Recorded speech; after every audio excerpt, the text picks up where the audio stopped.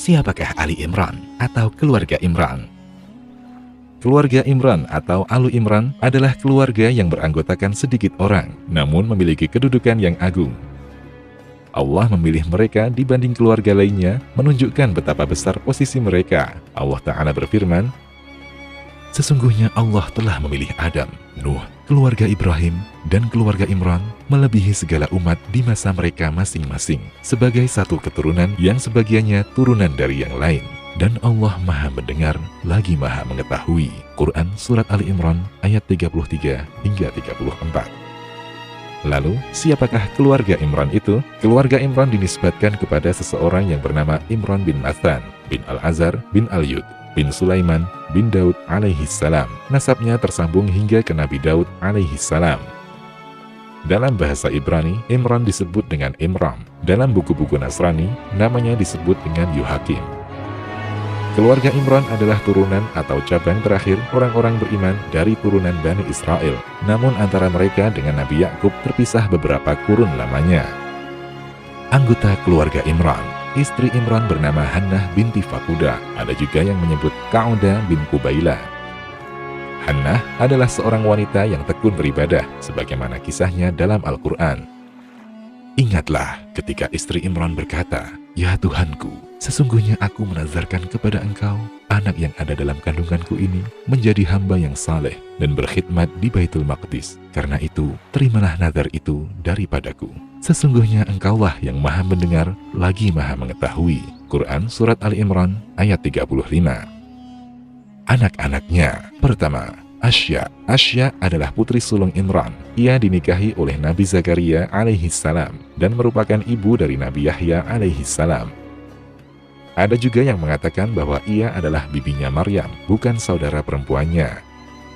Kedua, Maryam. Maryam adalah wanita ahli ibadah dan suci. Ia merupakan ibu dari kalimat Allah Nabi Isa alaihissalam. Putri Imran yang satu ini adalah wanita terbaik dan tersempurna, sebagaimana disebutkan oleh Rasulullah Sallallahu Alaihi Wasallam. Lelaki yang sempurna jumlahnya banyak, dan tidak ada wanita yang sempurna selain Maryam bintu Imran dan Asyah istri Fir'aun. Dan keutamaan Aisyah dibandingkan wanita lainnya, sebagaimana keutamaan Ats-Tsarid dibandingkan makanan lainnya. Hadis riwayat Bukhari dan Muslim. Orang-orang Yahudi menuduhnya melakukan zina. Tuduhan itu mereka lontarkan saat Maryam masih hidup maupun setelah wafatnya. Sementara Al-Quran telah menyucikan Maryam dari tuduhan keji ini. Tidak hanya satu ayat, bahkan di banyak ayat. Allah menyebut orang-orang Yahudi sebagai orang-orang yang kufur karena menuduh Maryam berzina, sebagaimana firman-Nya. Dan karena kekafiran mereka terhadap Isa dan tuduhan mereka terhadap Maryam dengan kedustaan besar, yakni zina. Quran Surat An-Nisa ayat 156. Demikian juga dengan firman-Nya, "Dan ingatlah Maryam binti Imran yang memelihara kehormatannya, maka kami tiupkan ke dalam rahimnya sebagian dari ruh ciptaan kami, dan dia membenarkan kalimat Rabb-Nya dan kitab-kitabnya, dan dia adalah termasuk orang-orang yang taat." Quran Surat At-Tahrim ayat 12. Cucu-cucunya. Pertama, Nabi Isa alaihissalam. Nabi Isa adalah Rasulullah dan kalimat Allah yang dia sampaikan kepada Maryam. Allah Ta'ala berfirman, "Sesungguhnya Al-Masih Isa putra Maryam itu adalah utusan Allah yang diciptakan dengan kalimatnya yang disampaikannya kepada Maryam dan dengan tiupan ruh darinya." Quran Surat An-Nisa ayat 171. Allah mengutus Nabi Isa kepada Bani Israel, mendakwahi mereka kepada tauhid, menyembah Allah semata. Allah Ta'ala berfirman, "Dan ingatlah ketika Isa ibnu Maryam berkata, 'Hai Bani Israel, sesungguhnya aku adalah utusan Allah kepadamu, membenarkan kitab sebelumku, yaitu Taurat, dan memberi kabar gembira dengan datangnya seorang Rasul yang akan datang sesudahku, yang namanya Ahmad atau Muhammad.' Maka, tatkala Rasul itu datang kepada mereka dengan membawa bukti-bukti yang nyata, mereka berkata, 'Ini adalah sihir yang nyata.' Quran Surat As-Saff ayat 6. Kedua, Yahya alaihissalam. Nabi Yahya adalah hamba dan utusan Allah. Beliau putra dari Nabi Zakaria alaihissalam.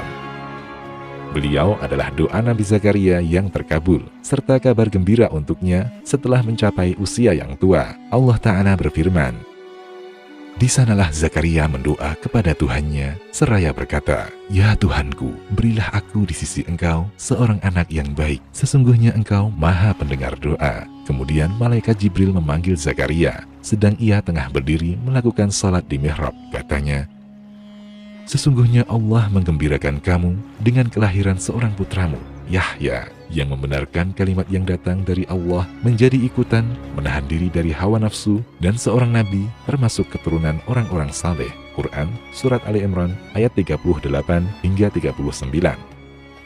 Di antara keistimewaannya adalah tak ada seorang pun sebelum beliau bernama Yahya, sebagaimana firman Allah Ta'ala, "Wahai Zakaria, sesungguhnya kami memberi kabar gembira kepadamu akan beroleh seorang anak yang namanya Yahya, yang sebelumnya kami belum pernah menciptakan orang yang serupa dengan dia." Quran Surat Maryam ayat 7. Nabi Yahya adalah seorang pemuda yang cerdas. Allah memberi keistimewaan pada akalnya, menganugerahkannya hikmah di usia belia, dan kegemaran dalam beribadah. Beliau senantiasa duduk di mihrab-mihrab ilmu, senang mengkaji Taurat, berilmu, dan mengamalkan kandungan kitab suci itu. Beliau berbicara dengan kebenaran dan tidak takut celaan orang-orang yang mencela dan ancaman orang-orang yang zalim. Nabi kita Muhammad SAW memuji Nabi Yahya dengan sabdanya, "Tidak pantas bagi siapapun untuk mengatakan bahwa aku lebih baik dari Yahya bin Zakaria." Kami bertanya, "Wahai Rasulullah, mengapa demikian?" Beliau menjawab, "Tidakkah kalian mendengar bagaimana Allah menyebutkannya di dalam Al-Quran? Hai Yahya, ambillah Alkitab Taurat itu dengan sungguh-sungguh, dan kami berikan kepadanya hikmah selagi ia masih kanak-kanak."